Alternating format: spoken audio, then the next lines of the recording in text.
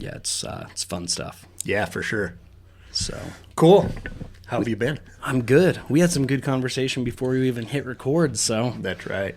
that's always good to get the, not nerves, but just like, get some of the conversation out. But then Get the a lot of it, creative it's like, juices man, I wish we flowing. would have hit record because there was some good stuff there. Yeah.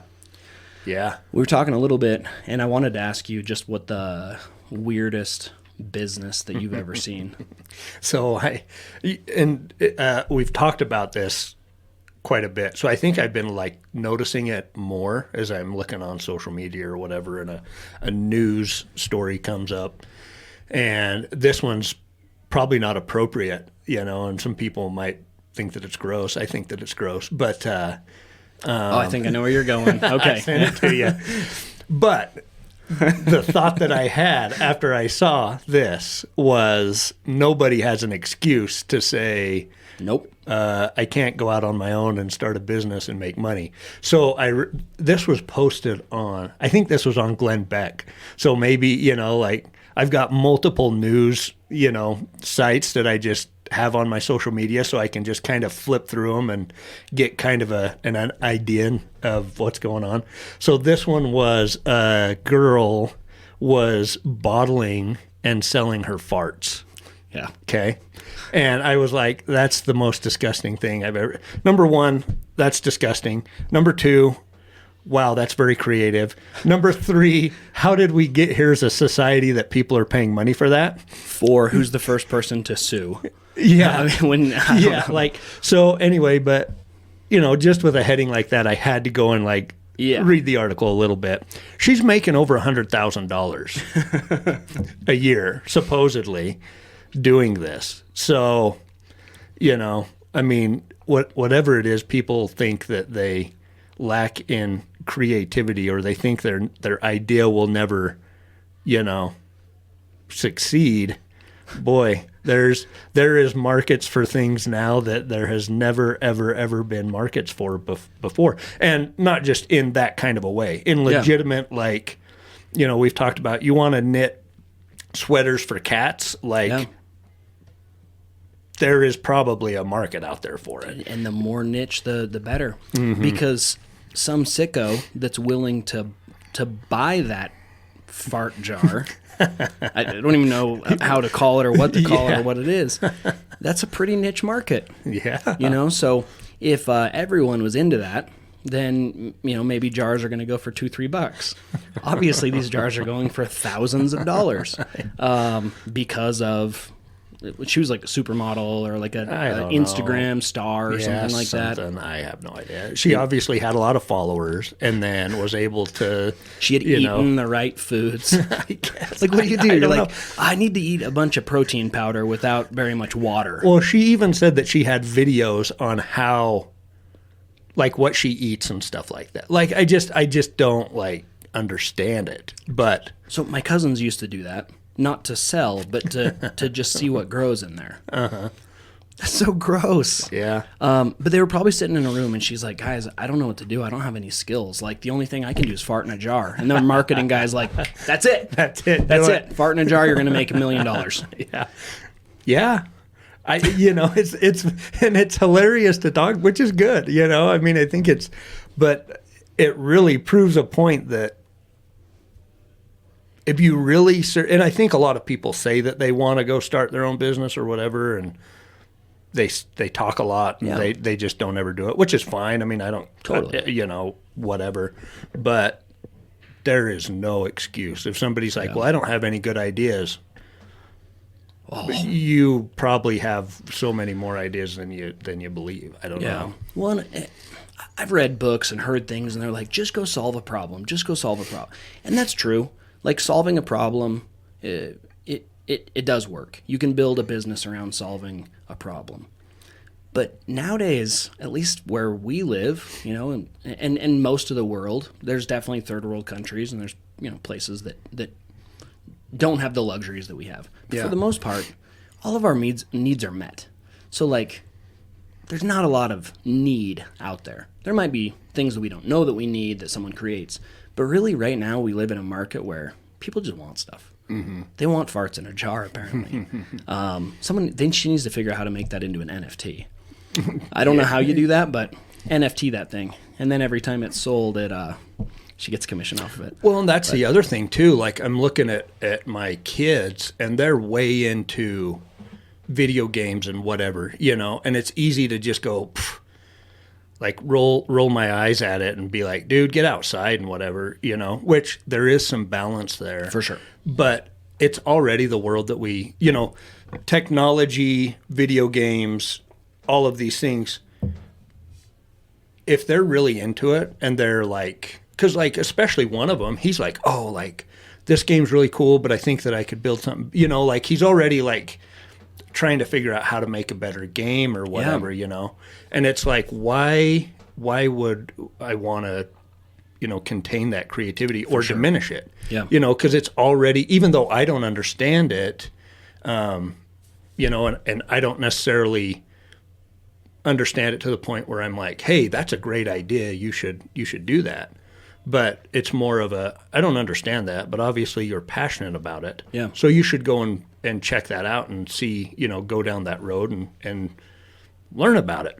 Yeah. Because it blows me away too. These, there's video games based around crypto where people are making huge money in playing video games, and I don't understand it. Yeah. Or like this virtual reality stuff where there's actually architects building real estate for people inside of these virtual reality games or whatever and getting paid for that in crypto, and then they're transferring it back. So they pay with Ethereum, and then Ethereum is money, so so if that's your thing, go figure out a business or a way to do that, that opportunity wasn't available 5 years ago. You legitimately couldn't really play a video game. I mean, there's ways that you could, but not as prolifically as there is now. That if you were into video games, or it's just, there's so many opportunities that have opened up, and it blows my mind when I hear about these things that people are doing for money. Yeah, well, and huge amounts of money. Yeah, I mean, I just burped up some C4, and I was thinking about bottling it, and selling it. Yeah. No, when you were talking about kids and video games, someone that I think is pretty big in the self-development and business world now is Gary Beinerchuck. Mm-hmm. And you and I have talked about how he doesn't suppress his kids on video games and stuff. Because he's like, that's the future. That's how they're going to make their living. Mm-hmm. And maybe they make $1 million playing Madden, or they become a developer, or they this, or they that. And I like what you said about balance. I don't want my kids on video games all day. I want them to go outside, learn some skills, get out, exercise. Yeah. But yeah, I mean, the world is becoming digital. So even if you're going to do a physical business, you still got to know how to run things like social media programs, take the correct pictures, edit them. I mean, everything. Even this stuff that we're doing, which is more just for fun and to help people, there's a certain skill set of uploading it to YouTube and getting the right pictures and how to set it. It's just interesting. Yeah. If my parents would have been like, no, nothing, no TV, none of that, well, it maybe would have held me back from some of these type of things, even just this. Yeah. And so balance, and then letting your kids do what makes them happy, letting your kids know that video game can make you happy, soaking outside. Let's find some balance there. And what is happiness? And actually teach our kids what happiness and fulfillment are. Yeah. Yeah, and I just, with all of that, I think that it's just incredible the amount of opportunity that there is, for people. If you really want to create something, if you really want to, maybe you're in a situation you don't like, maybe you want more money, maybe you want more family time, or whatever it is. Yeah. Like, there's a way to create whatever lifestyle that somebody wants to. It's just kind of scary because you've got to take a step into that unknown. But I think a lot of people, we look at, like maybe Gary Vaynerchuk or whatever, these people that are very successful entrepreneurs, very successful business people, we see them now. We don't see them 20 years ago when they were, working in their dad's liquor store, which is the case with him. And I heard an interview the other day. He's like, I wasn't thinking to do a multi-million-dollar a year business. Like when I went off and did my marketing stuff, I was hoping to make $100,000 a year. Yeah. And so here we think, oh, well, Gary Vaynerchuk has all the answers and he knows all the things. And he's probably the first one to say, I don't know any of it. Like he's good at seeing the future and that kind of stuff.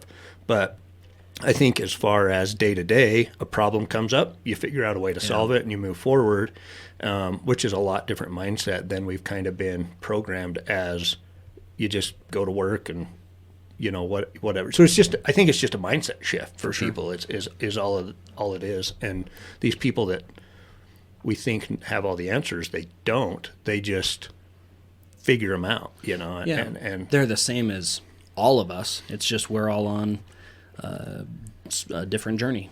His journey happens to be he wants to own the jets? Yeah. So he's like on a mission to own the jets, and Elon Musk is on a mission to go to Mars, and we're on a mission to just help people understand that they're not stuck. Mm-hmm. They can go out and they can leave the grind of a 9 to 5 and they can go do what they want. Yeah. And life is good. Yeah. It's ups and downs, but it's worth failing. That's for sure.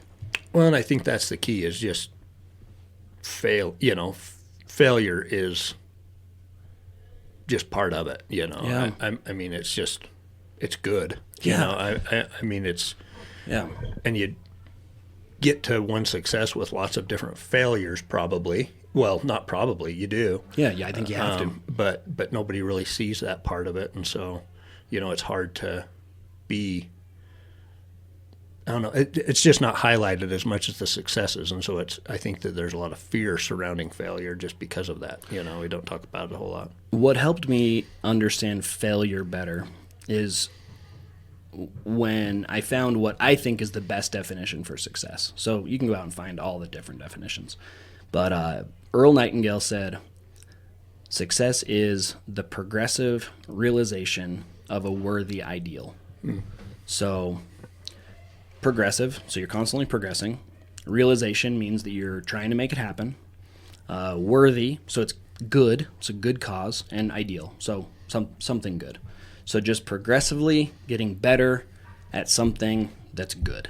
And if you do that, so let's say a stay-at-home mom, that's what she wants to be, and she wants to be good at it. She's going to fail a lot. You're going to make mistakes with kids. You're going to do this. You're going to do that. You could see all of this as failure, but really it's just all learning experiences to become a great mom. Yeah. And because she wants to be a stay-at-home mom and she's good at it, she's successful. A lot of times we put success in money or how big my house is or truck, dirt bikes, whatever that is. Mm-hmm. No, it can be anything that you want it to be as long as it's good. I just don't think that someone's a success because just something bad. Like I successfully sold 9 kilos of heroin. Like, okay, well, maybe just change that, you sold them, but that to me, you know what I'm saying. Yeah, as long as it's moral. Yeah. A moral goal or a moral vision for your life, I guess, or something like that. Yeah, moral, ethical, legal, worthy, ideal. Mm-hmm. And that just helped me because failure is nothing more than a learning experience, a small setback, just something that we have to change so that we can progress into the future. Well, and I think I like that a lot because another one of those, personal development type people, I can't remember who, but talked about success exactly like that. Like, what if somebody writes down that, this was kind of an example that they gave, I think, that was something along the lines of they wrote down that they wanted to move to the forest, build their own cabin, live off the land, and, that was their goal and or their vision, and they write that down and, pretty modest lifestyle, to go and do that and live off the land. But he says, well, did he do it? Yeah, he did it. okay, then he's a success. Yeah. He planned that out. He had that vision for his life, and then he went and took the actions to achieve it. So, yeah, he's a success, even though in money terms or some of the terms that other people might measure success in, aren't there. But to him, that is what he considered a success. And so, that's kind of what it was. Yeah. So, I mean, I think that everybody gets so tied up in looking at other people and thinking they have to achieve that, to be a success. I'm the same way, I'm guilty of it too. I'm perfectly fine with people going and achieving things. Go have that big house, get those big cars. But I think what it does is as soon as they get there, they realize, oh, I actually really cared about my family this whole time. Mm-hmm. It wasn't the house that I cared about. It wasn't the cars that I cared about. It was my wife, or it was this, it was that. And so it's good. Like, go out and achieve it and find out what really is success for you. Yeah. Yeah, exactly. So, I mean, it's interesting because it's such a personal thing, to decide what we want in life. But I think a lot of times we forget that and we think, well, what's so-and-so going to think if I quit this business or I quit this job or whatever? And we make it about everybody else and what everybody else is going to think instead of just going with what we want to do, and what's successful to us. So, I don't know. I've been reading a lot about, and as soon as I say the word, it conjures up something that's not what it really is, but tantra. A lot of people, like, when they hear tantra, they think sex, because like tantric sex or whatever is kind of a thing. But the idea of tantra itself was actually coming. I don't even know what any of that is. So you got to look up both of them. Tantra, at least from how I understand it, Buddha did his thing, and I guess he was pretty successful. His dad wanted him to, or at least his family was. They wanted him to go out, kind of do the family business or whatever it was. Mm-hmm. He never felt okay with it. He wanted to feel fulfilled and, reach enlightenment or whatever that was. I could be getting this Buddha story totally wrong, so people should actually go out and look it all up. But essentially, he starves himself for 6 years, finds that starving himself didn't help him to reach that enlightenment, ends up doing a bunch of things, finding out kind of the Buddhist way of thinking, which allowed him to feel fulfilled and then teach other people how to feel that fulfillment and kind of be one with nature and the universe and all of that. So then there's this really rich king or ruler of some land that goes to him, and he goes, I want to feel enlightened as well, but I'm really rich and you're really poor. How can I reach that level of feeling while still having a lot of stuff? And so the Buddha kind of came up with this radical acceptance of oneself and their circumstances and where they're at, and that kind of became the way of tantra. And so kind of where I'm going with this is no matter where we're at, like radically accepting where we're at, who we are, why we are who we are. And then we can have goals. You can go out and reach things. But when you make a mistake, accept it. Like, we made that mistake. Own it. Fix it. Learn from it. Keep going. And life is all change. Yeah, so, for sure. Just talking big house, big cars, whatever, that big house really might not be what we want. But on our journey to get it, we find what we do really want. And then radical acceptance of, hey, I changed that. I actually want a small house and more vacation time, more time with my family. Yeah. Whatever it is. Yeah. So. Well, and it's kind of what we become, in the process. Like, I've heard it that, if you get $1 million, you better become a millionaire pretty quick so you can keep the money. Yeah. It's not just a lot of times we point at people and say, oh, well, they're rich and they somehow got lucky to get that. Well, if you get to know successful people, that's not the case. Yeah. I mean, rarely it is. Yeah. But a lot of times those people have become that through years of hard work, mindset, goals, vision, you know, I mean, Yeah. they've become that person, and it's more than just a amount of money in a bank. You know, it's somebody that makes goals and follows through with them, has a vision for their life, and knows how, you know, makes the thing happen to achieve that. Has a positive mindset most of the time, and is always conscious of improving the mindset. You know, I mean, there's Yeah. just lots of qualities in becoming successful that really have nothing to do with money. We just, for some reason in our world and society, that's what we gauge it all on, you know. And it's probably easy to do that because it's a number, right? Yeah. I mean, numbers are easy to quantify and think about, but the person, and I guess not all millionaires are that way. Some go the other direction probably, you know, but I think for the people that I know that are successful, most of them have become the epitome of what a successful person are. You know, Yeah. I mean, they're very kind, very generous, very hardworking, motivated, you know, that kind of stuff. And so I think that process of becoming the best version of whatever kind of person you want to be is probably bigger than the money reward, you know, absolutely. a lot of times. So Yeah, and it's the whole cliche, and it's hard to believe when you're in it, but the journey is the part that matters. Yeah. Like, once you arrive somewhere, you just have somewhere else to go. You know, so it's cool. Like, we do want to achieve things, and I definitely don't ever want this to come across as that we shouldn't be writing down our goals and we shouldn't be working for something, but also knowing that, you know, be water, like Bruce Lee said, be water, my friend. yeah. You're a river. You're gonna flow. Once you get to a destination, you're gonna continue on. So, write your stuff down.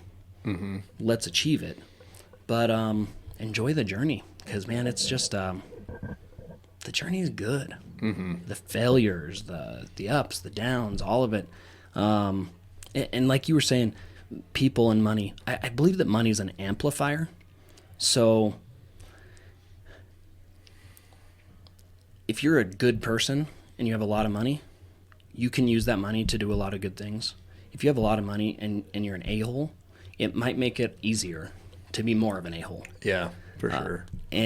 But like you had said too, and I won't like keep on this, just the majority of highly successful people that I know are incredible, generous, amazing, and a lot of times you wouldn't even know it. You're chatting with them and you're like, you're just like me, and they are. They're just like everybody else. They just happen to have that mindset that allows them to acquire, and the things that they've acquired raises the entire economy. Everything gets better because money's moving through the system. I've really kind of struggled with, you know, I mean, here we are, the end of the year.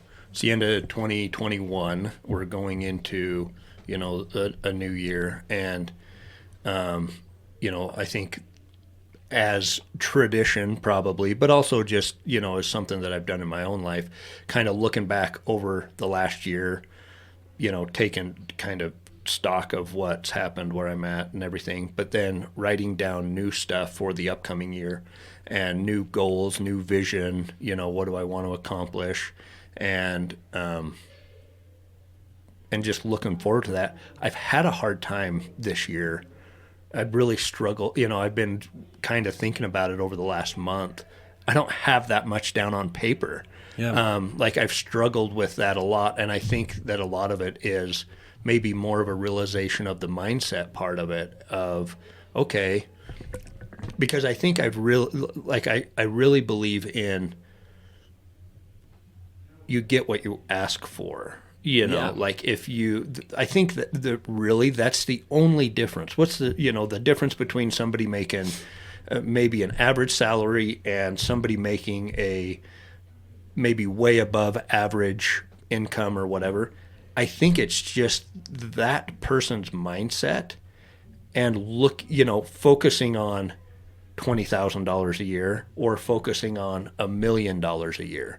You know, I think that's all and it sounds hokey and weird and everything else. But I think because our minds will help us get in situations where we can achieve those things if that's what we're focused on. You know, if we're focused on just barely getting by, then that's what we're going to get. If we're focused on, okay, how do I make $100,000 this year, or 200,000, or whatever that number is that you know, that people think that they might want. It's just the focus, you know. Yeah. And so I think that's made me struggle this year with my goals is, and not even money. I mean, that's in anything, you know, the amount of time I want with my family, the amount of physical, you know, fitness stuff I want to, you know, work on, or, you know, whatever goals I want to set there, my spiritual goals. You know, in all of those things, I've struggled because I'm like, okay, is that what I should, is that enough? You know, if whatever I want is what I focus on, then am I focusing on enough? Am I thinking too small? I see what you're saying. You know what I mean? Yeah. Am I, so I've had a hard time. Or then there's the other side of that too. It's like, am I asking too much? You know what I mean? There's that balance, that internal battle that goes on. Yeah. But I think, okay, if it's just a focus thing, because I'm willing to put in the work, you know, and it's just, if it's just the focus thing that, and I think most people work hard. I know people, absolutely. Everybody I know works hard. Yep. So if it's just a focus thing, why shouldn't we all be focusing on as much as we possibly can to make our lives really good? We get the amount of time we want with our family. We have the amount of money that we have to provide the things that we want to for our family.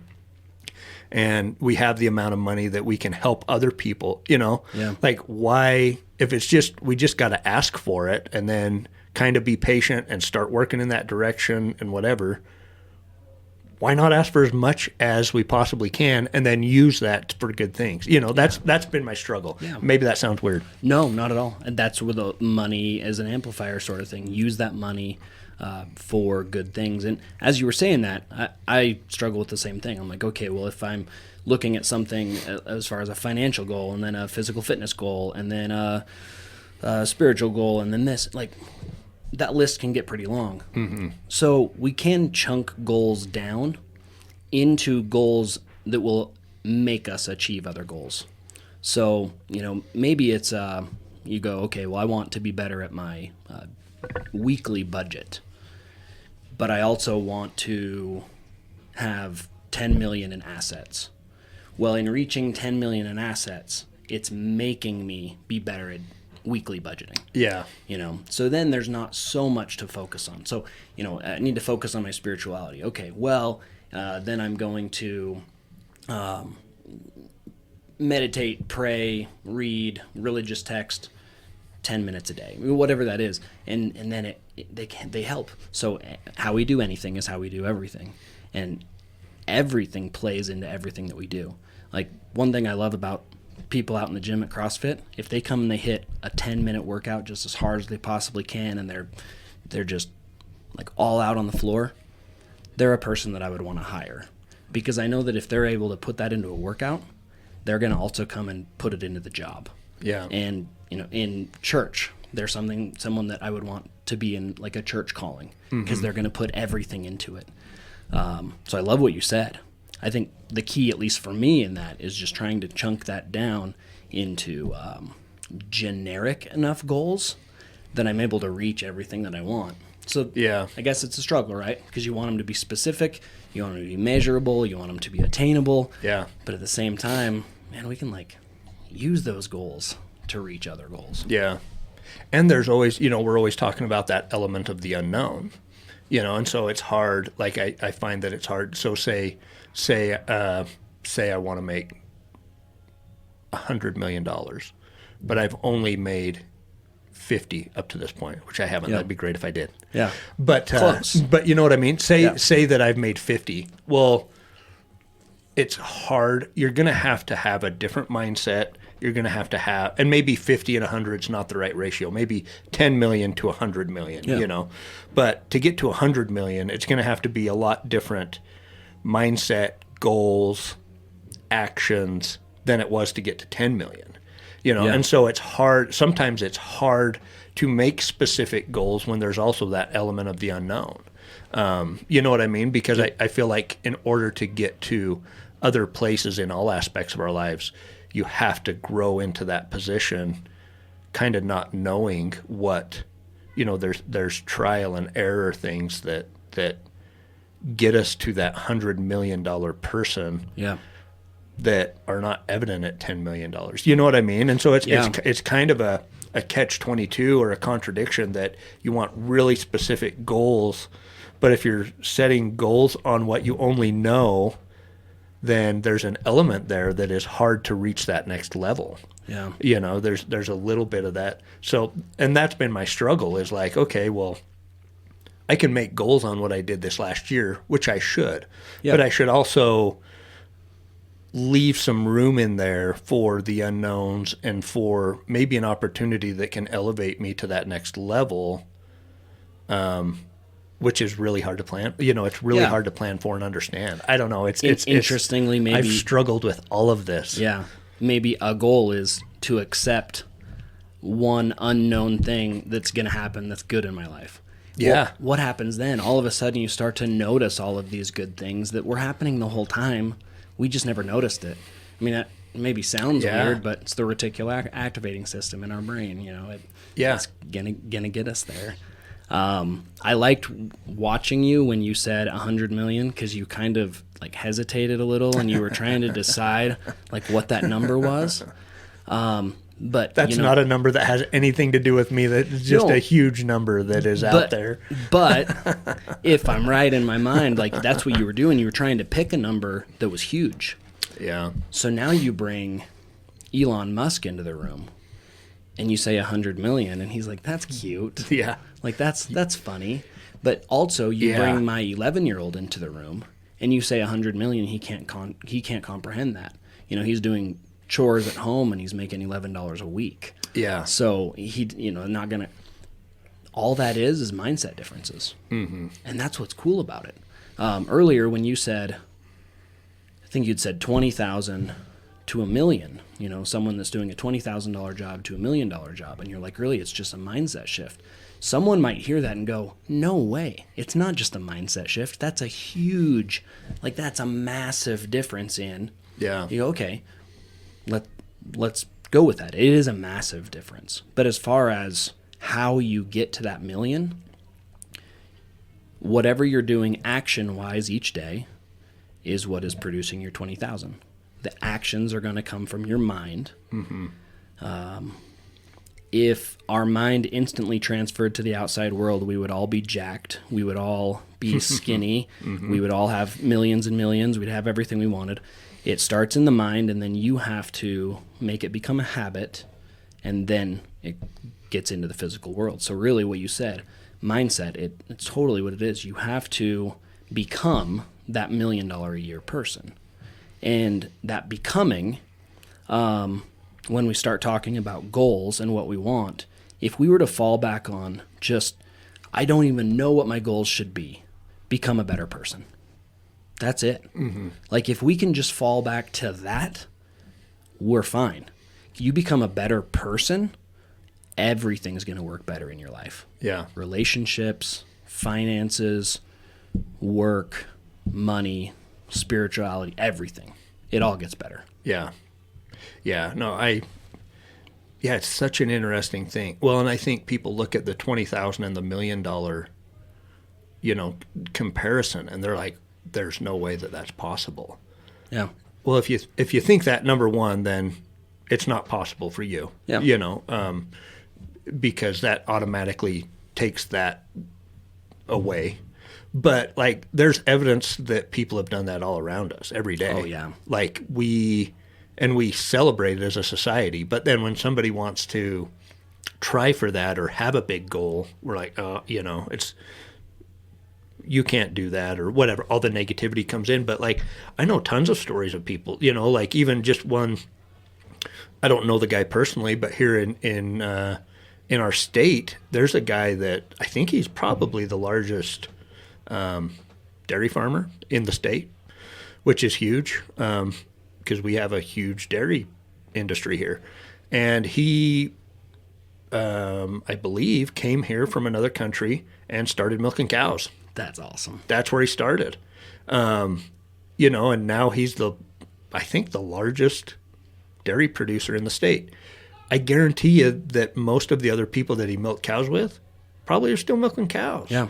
You know, and it's nothing bad about them. Nope. Not at all. It's just that he had a mindset that he knew that he could go from the 20,000 to the million, and he thought that and had that mindset, and then that mindset led to actions, and those actions, you know, continued, and, you know, over time, that's what happened. And it all started with just a different mindset than the people that were around him. That was it, you know. And so, and there, I mean, that's not an isolated thing. That happened. That's all the time. Everywhere. I don't remember the exact number, but it was thousands of new millionaires that were made last year. Yeah. And you're like, wait, with the economy doing what it's doing, with the dollar losing value, with this, with that, that was thousands of people who saw an opportunity. Yeah. Man, it's interesting. Like now, or maybe it's that maybe $1 million isn't worth what it was, 2 or 3 years ago. But it happens every day. I actually really enjoy looking at just people from high school and seeing like, oh, they're doing that. Wow, that's amazing. That's so cool. There's a guy that you and I know, and he's doing concrete stuff, but he's like building swimming pools. And he's just really cool stuff that. And he probably didn't think about that when he started his business. It was just an opportunity that it's like, hey, you know, what about that? Yeah, and if you talk to him in high school, he probably wasn't like, I'm going to build swimming pools for a living. Yeah. But then all of a sudden, he doesn't just build swimming pools. They're phenomenal. Like, they're incredible. They're like works of art. And it's on TikTok. You got to go look it up. It's really good. And he just has that mind of, you know what? I'm not just going to do it. I'm not just going to do this. I'm going to do the best. I'm going to make it the best, and I'm going to make it big. And, you know, that took time. It took time to get there. We're all in the journey, and it does take time. Yeah. People want it to happen fast, and then when it doesn't happen fast, they think that they've failed, when really, they're probably right there. It's like there's the stories of saying it was right after my biggest failure that the biggest success comes. It's just right there. We just give up a little bit too soon. There really is no failure. We just gave up. And it's probably not that long. You know, looking forward, it probably seems like a long time, like 5 years. You know, like I really think somebody can completely change their life in multiple aspects in 5 years' time. Oh, yeah. Probably a lot less. Probably 2 or 3. Yeah. But, you know, 5 years looking forward kind of seems like a long time. At the end of the 5 years, you look back and you're like, man, that went by so fast. And I am in you know, everything that we, you know, well, and I think it's probably natural for everybody. Everybody feels that way. You look at a year and you're like, man, I'm a completely different person than I was a year ago. Or at least I hope so. I hope everybody does. Yeah. And if not, then put down some goals so that in a year you can look back and go, man, I'm completely different than I was a year ago. But, I mean, everybody's that way. I mean, our families are completely different in a year. Our circumstances a lot of times are completely different in a year, you know. A year's a long time. A year is a long time and a short time all in the same way. Like, you can accomplish a lot in a year, even though it goes by fast. But I really think that within 2 or 3 years, if somebody really wants to completely change their life, and wants to be in a different place, that's totally possible. Yeah. Well, here's how long a year is. Everyone sets a New Year's goal, and the statistic for gyms are within 2 weeks, numbers are back to normal. Well, that's how long a year is. It goes 2 weeks is too long. And so that goes right back to the guy milking cows. You know, like the guy that's now the top producer in the state was the guy that said, hey, I'm going to do this. And, you know, everybody else in that was milking cows with him probably had similar thoughts. Yeah. They just, after a week or two, or maybe a month, or maybe 6 months, it was like, you know what? That's just, I'm going to be content where I'm at because that's just not a possibility for me. But he continued to do that past the 2 weeks, past the month, past, have that mindset and take small steps to do that. It's cool. I mean, and it's the exact same with fitness. How many people do you know that's 6 months later? How much progress can somebody make in 6 months? Oh, it's insane. Yeah. I mean, when it's dedicated, honestly, when it's 80% dedicated, yeah, it's insane. Yeah. I mean, to the point that they're a completely different person. They feel different. They look different. Everybody treats them different. Yep. And they're treated different because their confidence has changed. Yeah. So, I mean, here's my story from young times. So, fat middle schooler, like chunky, like 200-pound middle schooler. My neighbor, I said to him, like, he was a neighbor friend. I was like, hey, let's race. And he's like, there's no way you could keep up with me, you fat A. And I was like, I'm not fat. And then I go look at myself in the mirror and I'm like, oh crap, I am fat. It was weird though. I actually didn't have a lot of friends. I think this was all kind of subconscious. But over a summer, we're gonna get deep here. I went bad. I went no food, pretty much didn't eat for a summer. Yeah. Lost 40 pounds in a summer. It was pretty crazy. And when I went back to school, all of a sudden it was I had a bunch of friends. And all it was me. It was me and my confidence level. I joked around before. I was like, when I get older, I'm gonna write a book called "For Every Pound You Lose, You Gain a Friend," because it was just I noticed that at a young age, I changed myself. No one really cared what I looked like. I mean, people probably do. People do. People care what other people look like. They shouldn't. Stay within your lane, stay in your own world. But for the most part, we just judge ourselves. Yeah. And then I have that timid, I'm going to hold myself back because people probably look at me like this.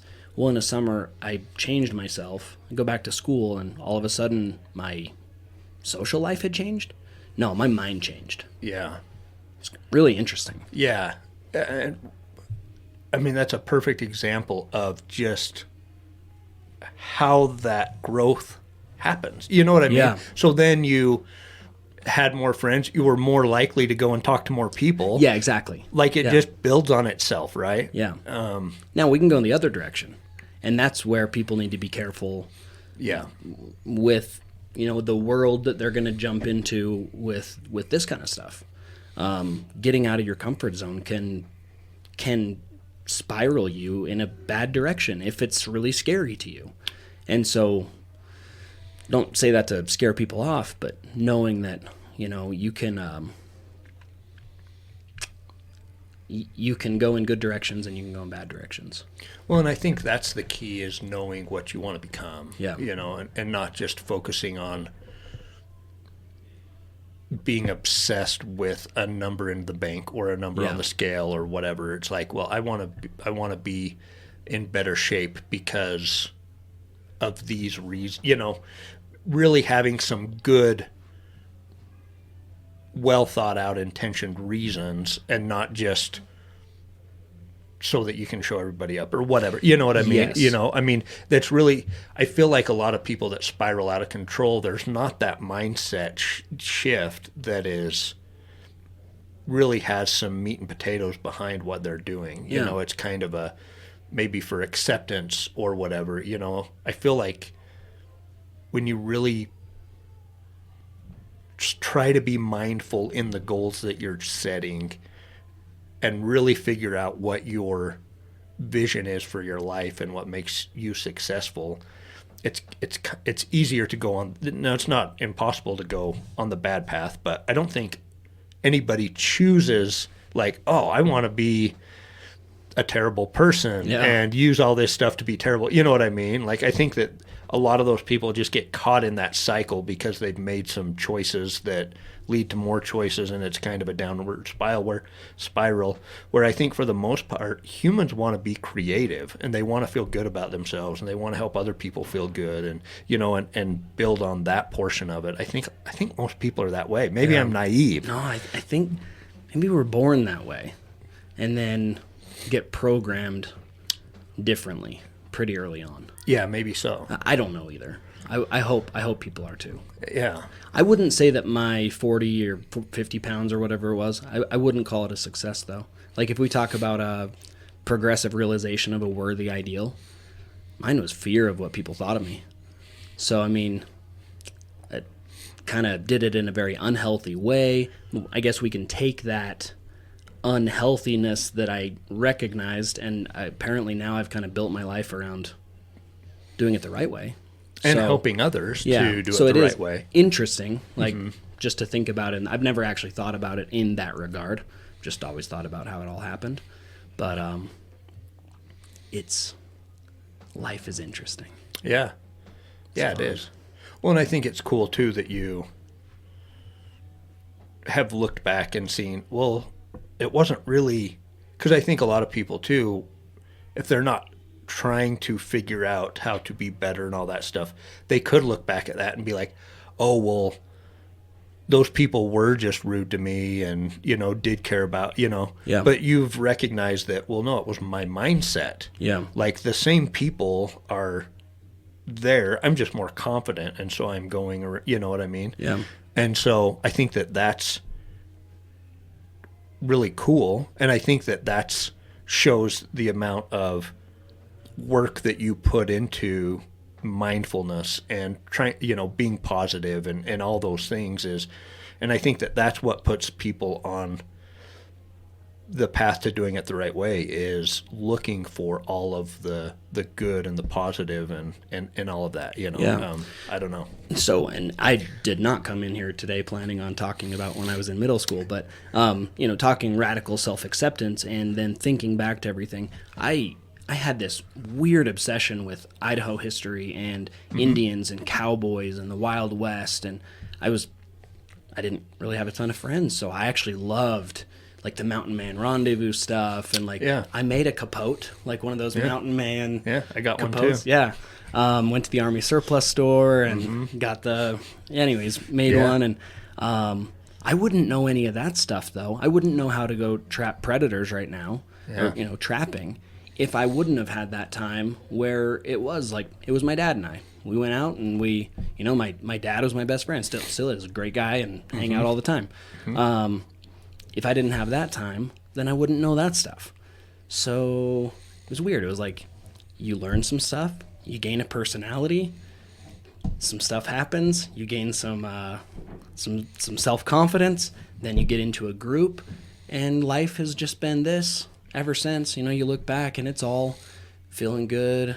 Ooh, I could work on this. Feeling good. Oh, I'm a little down here. Yeah. Like that's all of life. Yeah. And I think once that is realized and accepted, radical self-acceptance, that's when things can get a lot better. For sure. And I think it's cool too, now, like in our current world, is there is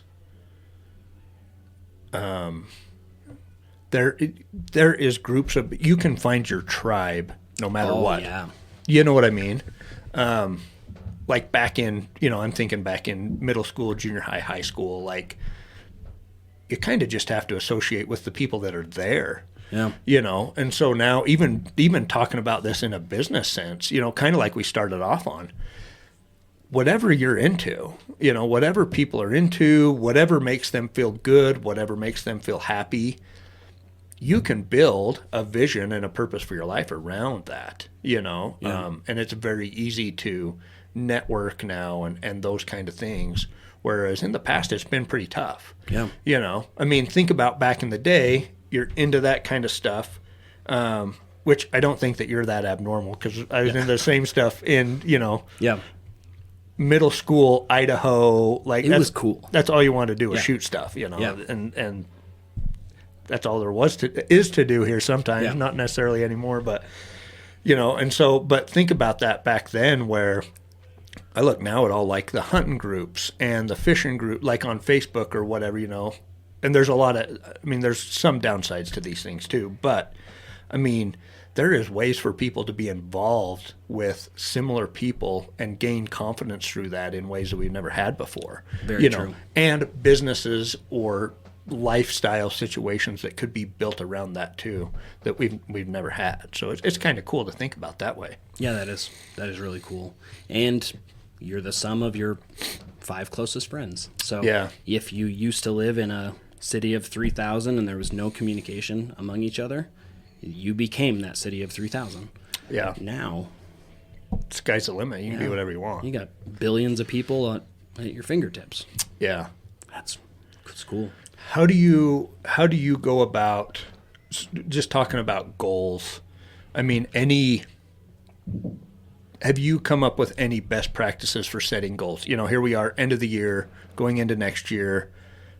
Any systems it's so hard, it's not hard, but it's hard for me to write something down sometimes and because it changes. Yes. It changes so much. And so you write something down in stone, or you think that it's in stone. It's like, this is my goal. And then an opportunity comes along and you're like, well, that would take the place of that goal. Is that okay? Is it not okay? Like, do you have any goal making things that you've done that have worked out real well, I guess? Yes, but it actually plays right along with what you just said. I'll write it down no matter what. If it's something that I think that I want, it gets written down. Later on, it might be crossed off. Yeah. But I try not to judge what I'm writing down or what I cross off because it's always going to change. I think a couple episodes ago we talked about how Kira had found a couple lists of things that I had written down. Yeah. It's really funny to look back and be like, I wanted that? I remember writing that I wanted a Kia Soul. Like, to me, back in the day, it was like this new, cool little car, and Yeah. I don't want a Kia Soul. And I'm okay with never having one. But I wrote it down. Yeah. Now, in the process of maybe wanting that at one time, ended up with a different vehicle. Or, you might write down, so I know I've texted you some of my goals for next year, and I've had a couple friends that have texted them through, and someone had written something, just a spiritual goal. Mm-hmm. And I was like, that's a very simple, like what he had written was very simple. Yeah. And I was like, that's awesome. Like, good for him. It was so simple. I know he can hit it. So anyways, I'm going off on a couple different things, but one, I would write down anything that I want and be okay with checking it off the list and saying I didn't want that. If you check that off the list, that means you've grown. Yeah. You've changed. Yeah. And as long as you're going for things on that list that are a worthy ideal, then you're growing in a good direction. You're good. And then sometimes just making them really simple. Wake up in the morning and drink a glass of water. Well, if I can do that and be consistent at that, then I can be consistent at going out and working out every single day. But if I don't start with something simple like drink a glass of water when I wake up, it might be tough to reach that $100 million. I like that. Just building consistency into you as a person. I like that a lot. Yeah. Do you use affirmations at all? So what I kind of do, and I mean, it's changed. It's always changing. But what I kind of do is I have a vision of what I want. So that's usually like a written out kind of affirmation type document. I keep a lot of it just like in my somewhere.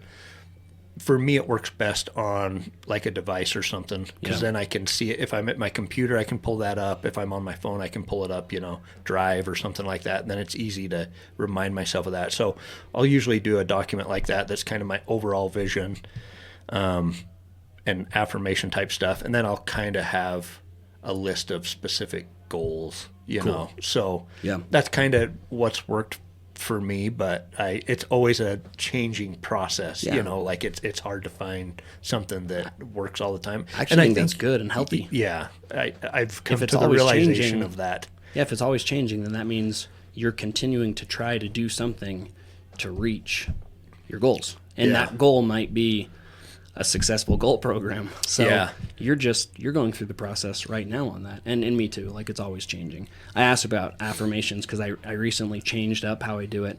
It's once a day. It's in my truck by myself because I don't want people to hear me because it's weird. I try to do it with like emotion and emphasis and be really happy. Yeah. And what I've done is I pair something that I want to achieve that's big and something that I already have. The idea there is that subconsciously, if I'm like, I am very happy and grateful that I'm in my Ford F-350, then my subconscious is like, well, yeah, you are very happy and grateful that you're in your Ford F-350 because you're in your Ford F-350. Yeah. And then I pair that with something like, I'm very happy and grateful that we were able to help 1,000 people this year start a new business. My subconscious mind might be like, you are? You do? There's 1,000 people? Because I just said something that was real. I mean, the other one's real too. It just hasn't happened yet. Yeah. But something that I'm sitting in, and then something that we will achieve. And so I'm not a neuroscientist. Yeah. But Well, we've talked about that before, how our brain actually can't tell the difference between real life and visualization. yeah, Right. And so, Yep. I mean, like I love that how you said, well, they're both true, just one hasn't happened yet, and so I think that's awesome. I think the last couple of years I've really I used to be really hard on myself for like, well, I have to put down goals that I know I can achieve. And they are like kind of set in stone, kind of like in my mind, And the last couple of years, I'm like, no, like I don't have to know what it is or how it's going to happen if I want it as a goal. Like I can put down something and not know exactly how it's going to happen, Yeah. And a lot of times an opportunity will come up that will, if I choose to pursue it and take the action correctly, I will usually have a chance to hit that goal, even if I don't know exactly how it's going to work out when I make the goal. So I've got to the point where I if something comes to my mind, then, same thing. I write it down. I kind of take that as just a sign of inspiration maybe or something like that. And then if I change it throughout the year or whatever, it's not a big deal, Yeah. and it's kind of, so, or if it takes longer, like Yeah. I have goals this last year that I didn't hit within the year. Yeah. But they're still goals and I'm still working towards them. Yep. And there was things that came up that took away from those goals temporarily so I could hit another goal.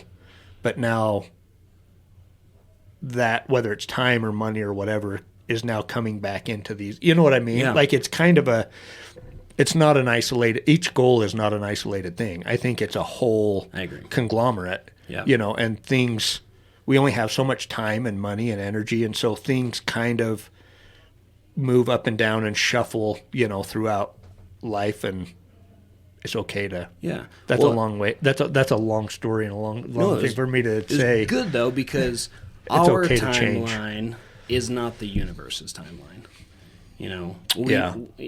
It's funny because we're like, a year is a long time. Oh, a year is not a long time. Oh, it's this, it's that. Well, it kind of just goes to show that our timeline it's not the universe's timeline. Like, you have those goals. You reach some early, some take a while, some you cross off the list because you've changed and you don't want them anymore.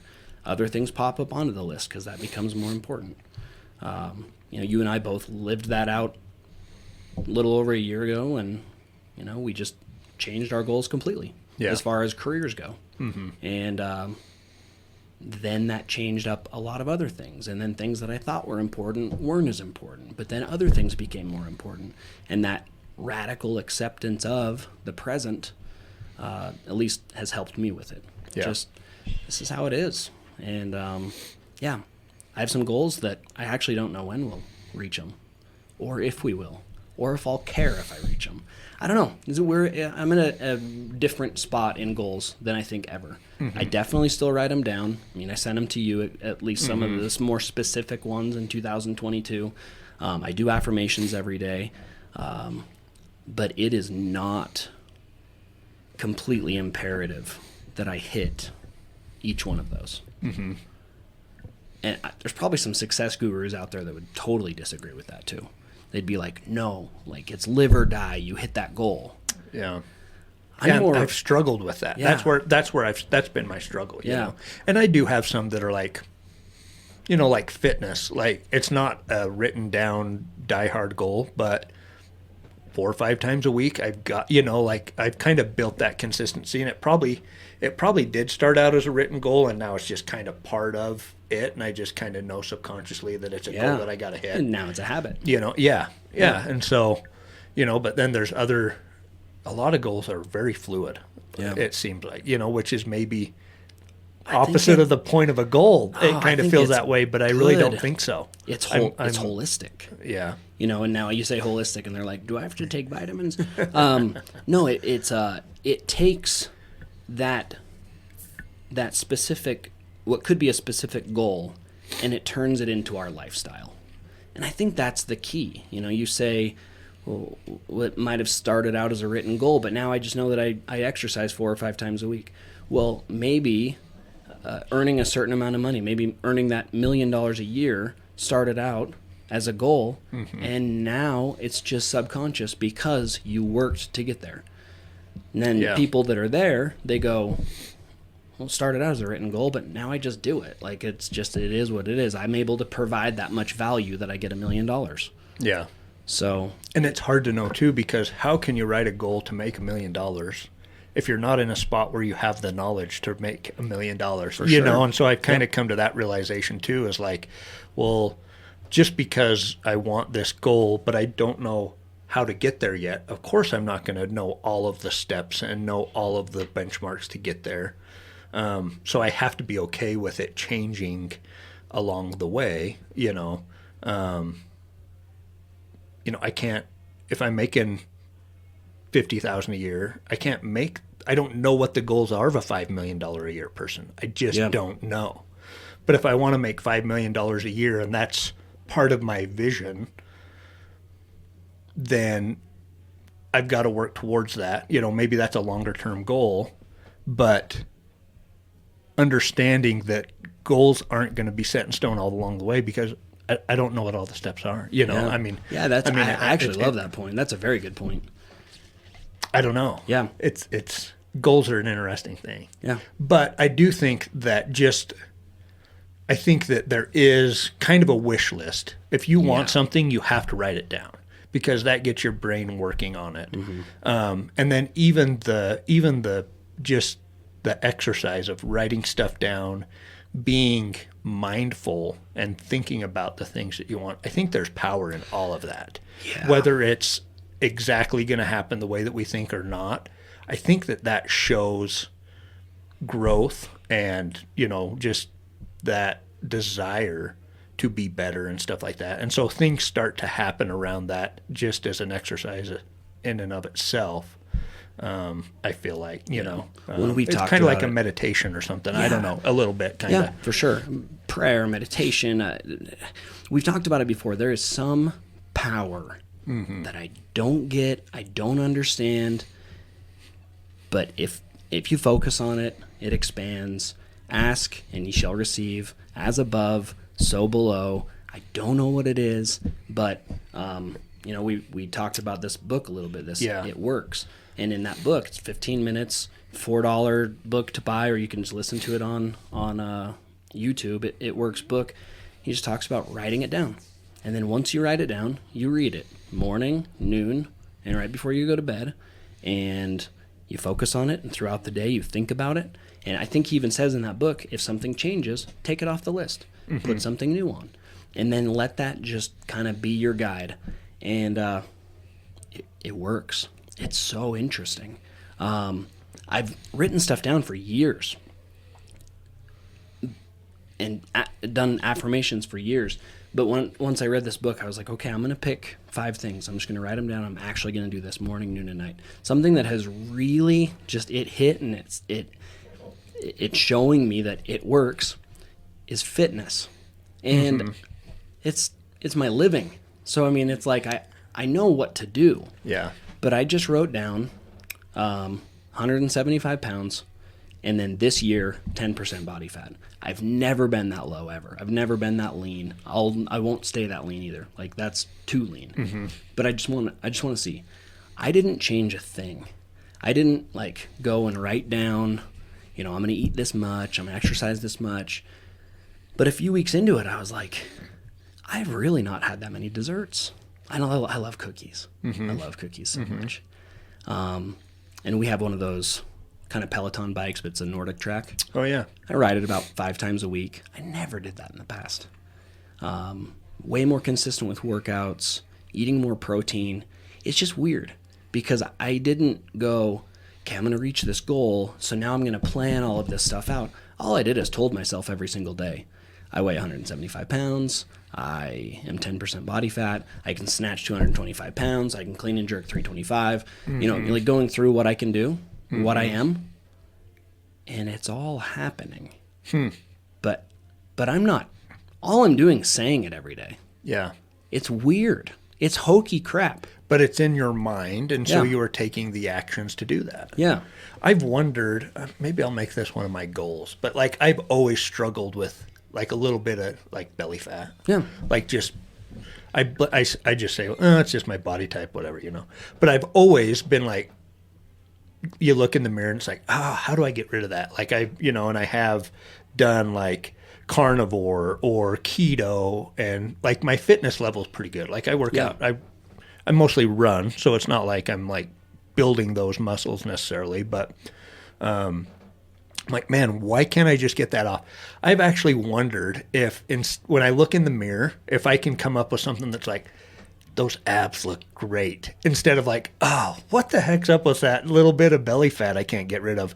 Would that alone, that shift in mindset, change it to where in 6 months or a year, I have abs instead of some belly fat there? So maybe I'll make that one of my goals and affirmations and just try it out. I can confidently say yes. Not that you will have abs, but that it works. So even scientifically, there was a study done of maids, hotel maids, very not strenuous work as far as like lifting heavy, but they're moving all day long. Yeah, on their feet like crazy. All the time. They're moving, they're on their feet. Their steps, their calories burned per day, everything crazy. So this university takes them, and they take half of the ladies, and they bring them into a room, or into a wherever, and they explain to them how much they're actually moving in a day. They go, you're burning so many calories, and you're doing this, and you're doing that, and because you're working so much, your health markers are going to be so good because you're moving, you're healthy because of your type of job. They didn't tell the other half of the staff. And it wasn't like a, hey, don't go tell people your thing. It was just kind of nonchalant, like half of you, you're so healthy because of your job. The other half didn't say a thing. The whole half that was told had marked differences in their blood pressure, their blood glucose levels, their body fat levels, everything, just because they were told. Yeah. They're like, your job is so good for your health. And then all of a sudden, subconsciously, they're probably eating better. They're probably walking a little bit more. Maybe a little more confident because they're like, well, I'm walking 5 miles a day or whatever, So I don't believe that it's that we're telling ourselves, hey, I'm going to have abs, and so we just will abs into our life. Yeah. We're telling ourselves, hey, I weigh 175 and I'm 10% body fat, and I say that confidently, and now my behavior changes. And that's the key. Yeah. And it's easy to see that with eating food. Obviously, you eat less carbohydrate if you're not going to go work out intensely, and you can increase how much weight you're lifting and all of that. It's easy. You can see all that. It's not so black and white when you confidently say, I morally and ethically and legally make $10 million every year and add a massive amount of value to the world. Like, okay, cool. Now what? We can't see the steps to get us there, but it's the same thing. Yeah. All of a sudden, things start to change. Our behavior changes. Our mindset changes. And we move into being that person that's making $10 million a year and adding massive value to the world. Well, and I think that that's an important point because people look at, oh, you just think something and, you said it right there. Like, you don't just think it and your abs magically appear. Like, that's not the point of any of it. But the mindfulness is that you are changing behaviors and taking actions because you're thinking about those things. Yeah. That's the magic of it, Yeah. But and so it's not. I mean, it's not like a hokey black magic thing. Yeah. It's a legit thing. But it's interesting to think about, like, why is our, as a people, I think our mindset is something we don't focus on at all. Yeah. But it's our biggest tool. Yeah. And so it's just interesting to think about that. Well, why did you and I have to go search it out in books and podcasts and videos and documentaries instead of learning it in school? In school. Yeah. We had to actively search out how to go and be successful. That's weird. Yeah. It feels like one of the first things that should be taught. Hey, how to have a healthy mindset. Yes. Mm-hmm. Yeah, it's kind of crazy. But it is. I mean, I'm not going to get in the weeds here, but your oppressors are not going to teach you how to be unoppressed. Sure. So, yeah. And we're also our own oppressors. So we have to consciously break ourselves out of that. So when we are talking to ourselves, we're affirming positive changes, you're breaking yourself out of that oppression. I hold myself back from reaching certain goals because crumble cookies are so good. Mm-hmm. So I hold myself back. Well, then, that one part of my mind is then able to overcome that other part. And I think that's the biggest key too, is we are our own oppressor and worst enemy, Yeah. And it's just getting over, kind of breaking through that, like you said. So yeah, I don't know. So if people were to, listen to this and then say, okay, I just want to try something over the next week, what would be something that they can just go today, tonight, take it out, make a change?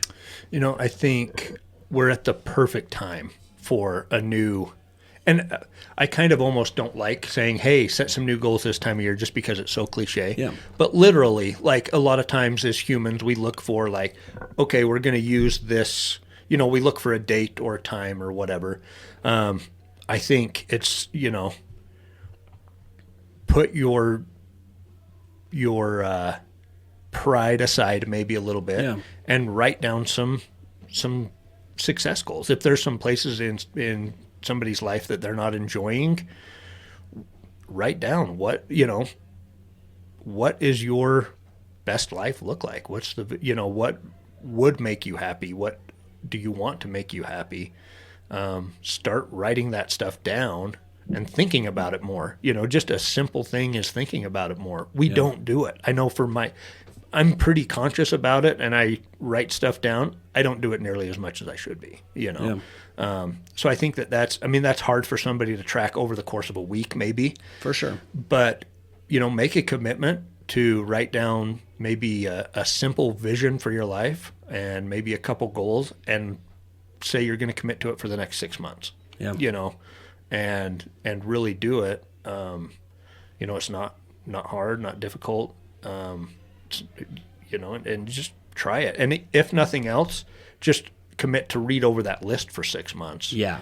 Even if you're not actively work towards it, just read it. Yeah. Yeah. Yeah. Just, what is your wish list? A lot of people don't have I know I don't have a wish list that I should have. Yeah. I've got a few things on there, but that's been my struggle this year is, okay, should I have a bigger list? Should I have exactly the house I want on there? Should I have what car? And I don't really care about what car I drive, but should I care about what car I drive and put it on there?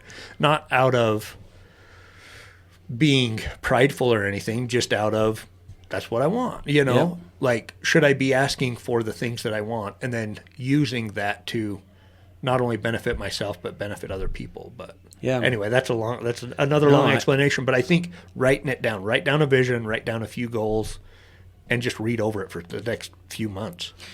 I always, when I listen to you, I learn things and everything, so we could keep this going on forever. But there were two things out of that. So you said wish list. I like that, because sometimes when I'm writing a goal list down, I go, well, is it okay if I put something that I really just want on the goal list? It's a struggle. Yeah. I really want that snowboard. But like, should I put that on my list? Is it really that important for it? So here's what I'm going to go do. I'm going to make a wish list. Mm-hmm. I'm going to have a goal list. This is like for my life and the world and adding value and my family and, spiritual, all that. I'm going to go make a wish list too. This just like, I do want that Tesla Cybertruck, even though they're kind of ugly. I want one. And that's on a wish list. So then I actually don't feel, because you're like, not for prestige or anything like that, because we're kind of consciously thinking like, oh, I don't want to make people, if we're having success, we also don't want people to think that we're flaunting it. So wish list. Mm-hmm. I like that. Yeah. Then there was number 2, but I actually forgot what it was. I think that's what I'm going to do too. I'm going to make I've got my vision sheet is kind of, I'm going to review that, make a few changes probably, but that's kind of a long-term overall thing. And then I'm going to make a wish list too. Yeah. And then some goals as well to kind of work on too. So that's cool. I like that. Because I think we figured it out. I think we so figured too. out my problem. I think mine too.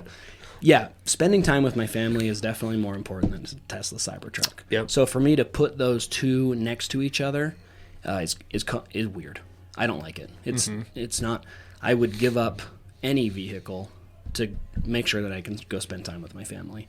So 2 separate ones. Yeah. I'm definitely going to put more focus on the goals, the ones that I'm reading every morning, noon, night, the ones that I'm affirming when I'm being weird and yelling it out in my truck when no one's around, or I hope no one's around. They're looking at me like, that's a weirdo. That's like I think that's Zig Ziglar.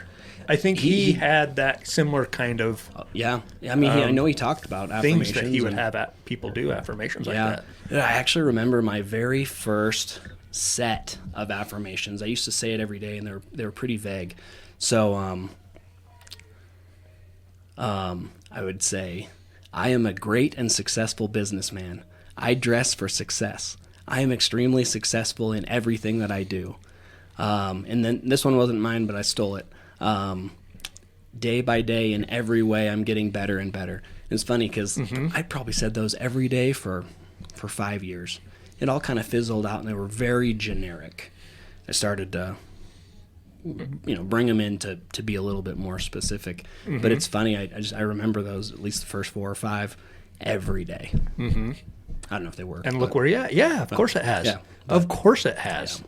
No doubt it has. So it's cool. Yeah, it is cool. Yeah, okay. That's awesome. I'm gonna do that. Thanks for that. Because I you. love that wish list idea, and we'll go make that happen. Yeah, I'm gonna do that too. So okay, cool. I was gonna take some stuff, but we'll talk to people a little bit in the future, like how we can help them a little bit more. You know, there's this podcast. There's an Instagram that we don't really do anything with that we'll start to do more with. Yeah. But how people can work with us more one-on-one. We've been doing it locally, but we're gonna take it a little bit further. So. And I think that's kind of some of our focus and goals for 2022. As well. So it'd be good. It's awesome. Well, thanks for today, Matt. I really appreciate it. Thanks. So, Good conversation. We'll see you next week. See ya.